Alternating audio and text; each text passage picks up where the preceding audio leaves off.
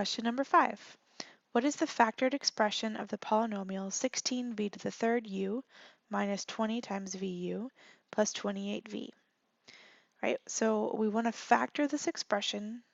This means I'm trying to find first to see if I have a greatest common factor present here. So if I look first at my numeric part, those coefficients, I'm looking at 16, 20, and 28. So I want the biggest number that I can divide out evenly from each of these. And I always start with that smallest number, my 16, and factors of 16. I've got 1 and 16, I have 2 and 8, and I have 4 and 4. So those are my choices in terms of trying to test to see what else I can take out. So I always start with that biggest factor of 16 to see if I can bring those out, but I clearly can't divide 16 evenly out of 20 or 28, so that's not going to work.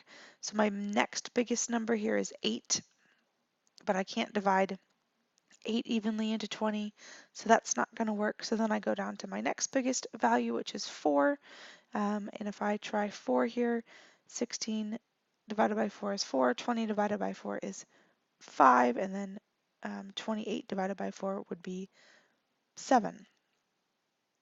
So 4 works. So that's going to be my numeric part of my greatest common factor that I'm able to take out. So right away here I can see that I can get rid of choice C. Now if I look at my variable parts, let's see here, my variables here, I've got v cubed, I've got v and a v. So the most v's I can take out of any term would just be 1v, okay? And then if I look at my second variable, the u's, I have a u and a u, but this third term does not have a u, so I cannot take out a u. So I'm going to be able to eliminate choice A and D then, because both of those have u's in them. And then notice how this worked here at the end. When I divided out a 4, 16 divided by 4 gave me 4. I couldn't take the u away, but I took 1 v away. I had 3, now I'm left with 2. When I divided 4 out of 20, I was left with 5. My v was taken away.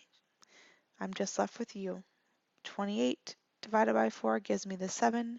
We factored out that v, so that's all I'm left with, and that is why choice B is correct.